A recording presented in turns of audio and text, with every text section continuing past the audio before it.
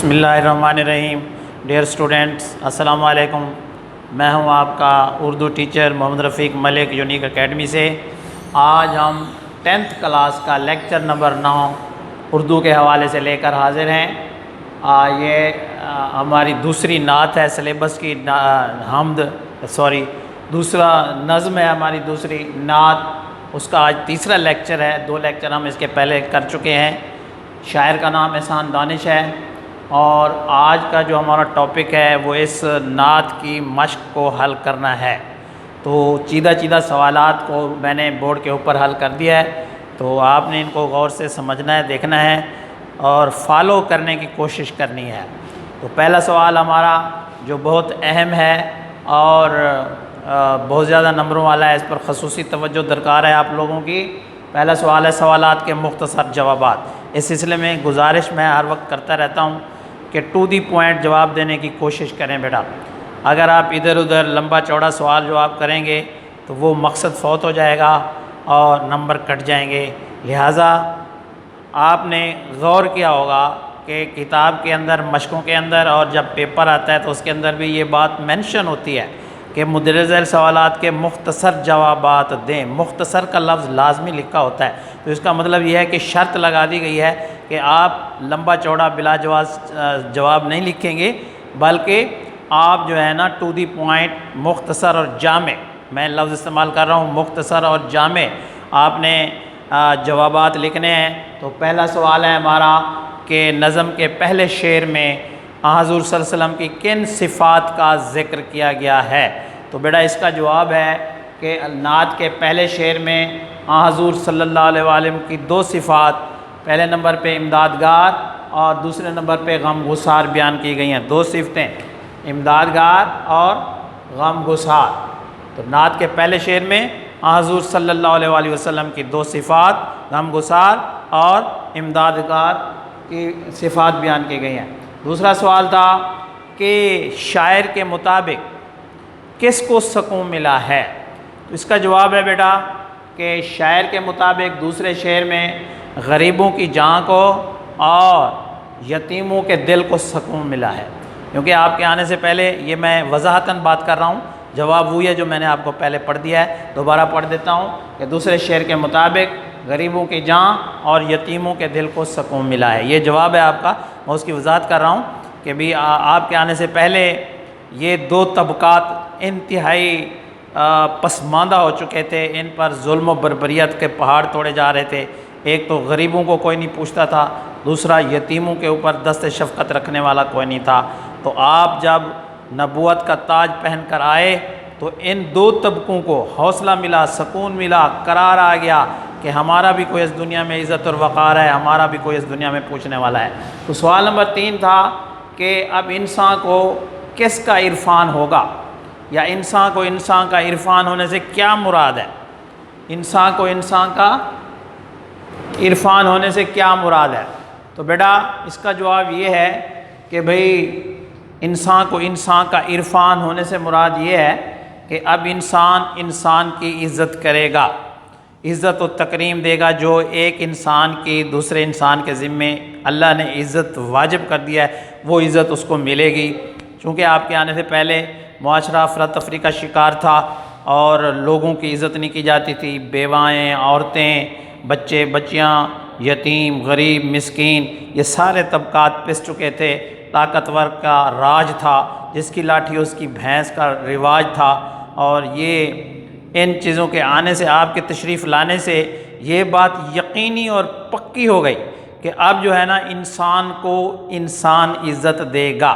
جو اللہ تعالیٰ نے جس طرح اس کے حقوق متعین کر دیے ہیں ان کے مطابق اس کو عزت ملے گی۔ سوال نمبر 4 ہے کہ شاعر کے نزدیک حضور صلی اللہ علیہ وسلم کا پیغام کیا ہے؟ شاعر کے نزدیک حضور صلی اللہ علیہ وسلم کا پیغام اصول محبت ہے۔ اصول محبت یعنی آپ محبت کرنے کے لیے آئے تھے، کسی کو تکلیف پہنچانے اور کسی کو ایذا دینے کے لیے نہیں آئے تھے۔ اور آخری سوال ہے کہ آخری شعر میں خضر سے مراد کون سی شخصیت مراد ہے؟ تو اصل میں تو خضر علیہ السلام ایک شخصیت تھے جو بھولے بھٹکے لوگوں کو راستہ دکھاتے تھے، ان کی مدد کرتے تھے، لیکن یہاں نعت کے اندر آخری شعر میں شاعر نے خضر کا جو لقب استعمال کیا ہے وہاں حضور صلی اللہ علیہ وآلہ وسلم مراد ہے، ان سے اس کی شخصیت مراد ہے۔ تو آخری شعر میں خضر سے مراد حضور صلی اللہ علیہ وسلم کی شخصیت مراد ہے۔ بیٹا اس طرح آپ نے ان 5 سوالوں کے جوابات دینے ہیں۔ تو ہم آگے چلتے ہیں، معروضی سوالات ہیں ہمارے پاس، یہ بھی ہمارا ایک اہم سوال ہوتا ہے ہر مشق میں سے اور سبق میں سے معروضی سوالات آتے ہیں 15 نمبر کے، کچھ حصہ نثر سے، کچھ حصہ نظم سے، کچھ حصہ غزل سے اور کچھ حصہ گرامر سے، تو ان کو بھی ہمیں دیکھنا لازمی ہوگا۔ تو پہلا ہمارا معروضی سوال تھا کہ نعت کس شاعر کا ہدیہ کلام ہے یا ہدیہ نعت ہے؟ تو اس کا جواب ہے احسان دانش۔ حضور صلی اللہ علیہ وسلم کا اصول کیا ہے؟ تو اس کا جواب ہے اصول محبت۔ کس کو کس کا عرفان ہوگا؟ انسان کو انسان کا، انسان کو انسان کا۔ اور یہ اس دنیا کے اندر جو امن قرار سکون آیا وہ کس کی وجہ سے آیا؟ ایک خضر صدرہ گزار کی آمد کی وجہ سے ہوا، اور وہ ہیں آپ حضور صلی اللہ علیہ وآلہ وسلم۔ اور آپ صلی اللہ علیہ وسلم کا کیا نہیں بوجھے گا؟ حضور صلی اللہ علیہ وسلم کا چراغ محبت، جو محبت کا چراغ آپ لے کر آئے تھے، جو رہتی دنیا تک زندہ رہنا تھا اور باقی رہنا تھا، وہ کبھی نہیں بجھنے والا تھا، چونکہ آپ کا میسج تھا کہ میرا پیغام محبت ہے جہاں تک پہنچے، اور آپ نے محبتیں بانٹیں، محبت کی بدولت آپ نے دین اسلام کو پھیلایا۔ اب ہے اعراب لگانا، بیٹا یہ بھی ہمارا ایک اہم سوال ہے معروضی سوال کے حوالے سے۔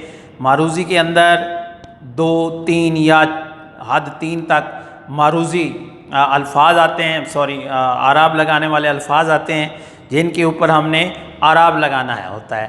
اعراب لگانے کا سوال اردو کے اندر اس لیے ڈالا گیا ہے چونکہ مختلف لوگ مختلف لہجے رکھتے ہیں، مختلف علاقوں سے تعلق رکھتے ہیں، تو جب اردو کو وہ پڑھتے ہیں تو ان کا تلفظ بدل جاتا ہے، لفظ کچھ سے کچھ ہو جاتا ہے۔ جس طرح قرآن مجید کو، فرقان حمید کو تلفظ لگا کر پابند کر دیا گیا ہر ایک کو ویسا پڑھنے کا، تو پوری دنیا میں قرآن ایک ہی تلفظ میں پڑھا جا رہا ہے۔ تو اردو کو بھی اسی طرح قید کلیہ میں لانے کے لیے کہ ایک ہی تلفظ رہے لفظ کا، تو اعراب کا سوال ڈالا گیا۔ تو اعراب حرکات ہوتی ہیں 3 طرح کی بیٹا، ایک ہوتی ہے زبر کی، ایک ہوتی ہے زیر کی، ایک ہوتی ہے پیش کی۔ زبر کی آواز اوپر جاتی ہے، پیش کی سامنے کو جاتی ہے، زیر کی نیچے کو جاتی ہے۔ اور جس لفظ کی آواز کو موقوف کرنا ہو، روکنا ہو، سٹاپ کرنا ہو، اس کے اوپر جزم لگا دی جاتی ہے۔ جزم جو ہوتا ہے چھوٹی سی دال کی طرح کا ہوتا ہے، اور جس لفظ پر تشدید کرنی ہو، اس کو شدت کے ساتھ پڑھنا ہو، اس کے اوپر شد ڈالی جاتی ہے۔ تو یہاں میں نے 5 الفاظ کے اوپر لگا دیا ہے اعراب، آپ اس کو دیکھیں، کوشش کریں۔ پہلا لفظ ہے عالم۔ لفظ 2 ہوتے ہیں، ایک ہوتا ہے عالم، ایک ہوتا ہے عالم۔ عالم وہ ہوتا ہے جو جاننے والا ہوتا ہے، اور عالم کا معنی دنیا، یہاں مراد عالم دنیا سے مراد ہے۔ تو عین پر زبر ہے، لام پر زبر ہے، میم پر جزم ہے۔ میں نے پہلے بھی عرض کیا تھا کہ الف سے پہلے اگر کسی لفظ پر زبر آ جائے گی تو الف کو خالی چھوڑ دیا جائے گا۔ اگلا لفظ ہے سکون، ہم اس کو سکون پڑھتے ہیں، سین پر عموماً زبر کا تلفظ نکالتے ہیں، تو یہ غلط ہے۔ آپ اس کو سین کے اوپر پیش ڈالیں گے، کاف کے اوپر پیش ڈالیں گے، نون کے اوپر جزم ڈالیں گے، سکون۔ اور عرفان، عین کے نیچے زیر ہے، رے کے اوپر جزم ہے، فے کے اوپر زبر ہے، الف خالی ہے، نون کے اوپر جزم ہے، عرفان۔ محبت، میم پر پیش ہے، ہے پر زبر ہے، پے پر شاد زبر ہے، اور تے پر جزم ہے۔ اگلا لفظ ہے منزل، میم پر زبر ہے، نون کے نیچے زیر ہے، لام کے نیچے میم پر زبر، نون پر جزم، زے کے نیچے زیر اور لام پر جزم۔ تو یہ اعراب لگانے کا سوال مکمل ہوا بیٹا۔ اب آگے کا سوال ہے الفاظ کے معنی۔ اصول، اصول کا معنی ہوتا ہے قاعدہ یا قانون۔ اعتبار کا معنی ہوتا ہے بھروسہ، چراغ، دیا، عرفان، بلندی یا عزت، راہ گزار، راستہ دکھانے والا۔ اور آخری سوال ہے ہمارا آج کا، مشق کا کالم کو ملانا۔ یہ شعر کے اندر جو ہم وزن الفاظ آئے ہیں اس کی ترتیب سے ان کو آپس میں ملانا ہے۔ کتاب کے اندر آگے پیچھے دیے ہوئے ہیں، میں نے ان کو ترتیب کر دیا ہے کالم الف کے سامنے بے کو۔ امدادگار، غمگسار، اصول محبت، پیغام، یقین، اعتبار، خضر، راہ گزر، انسان، عرفان۔ تو یہ ہماری مشق جو ہے نا یہ کمپلیٹ ہوئی.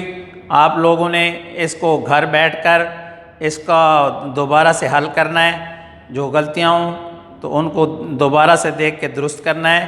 جب تک آپ اپنے ہاتھ سے بیٹا کام نہیں کریں گے اس وقت تک اردو کے اندر پختہ کاری آپ کو نہیں آئے گی. گر تو می خواہی کہ خوش نویس می نویسو می نویسو می نویس. اس لیے تو بار بار مشق نام ہی بار بار کسی چیز کو کرنے کا ہے. اگر ہم مشق کے لغوی معنی دیکھیں تو اس کا مطلب ہوتا ہے کسی چیز کو بار بار کرنا. جب ہم کسی چیز کو یاد تو کر لیتے ہیں لیکن اس کو ہاتھ سے لکھتے نہیں ہیں تو وہ چیز پختہ نہیں ہوتی, بھول جاتی ہے. اور جب ہم کسی چیز کو یاد کر کے اس کو احاطہ تحریر میں اپنے ہاتھ سے لکھ لیتے ہیں تو وہ چیز مدتوں یاد رہتی ہے. یہ انسانی تجربہ ہے. تو لہٰذا آپ اس اصول کو فالو کیجئے اور اس مشق کو حل کیجئے. رجسٹر بنائیے, نوٹس بنائیے. انشاءاللہ جب سکول اکیڈمی کھلے گی, حسب ضابطہ فزیکلی کلاسز ہوں گی تو انشاءاللہ یہ چیزیں آپ کو رپیٹ ہوں گی اور یہ فائدہ دیں گی. تو انشاءاللہ اگلے لیکچر تک کے لیے اللہ حافظ. اپنا خیال رکھیے گا. خدا حافظ.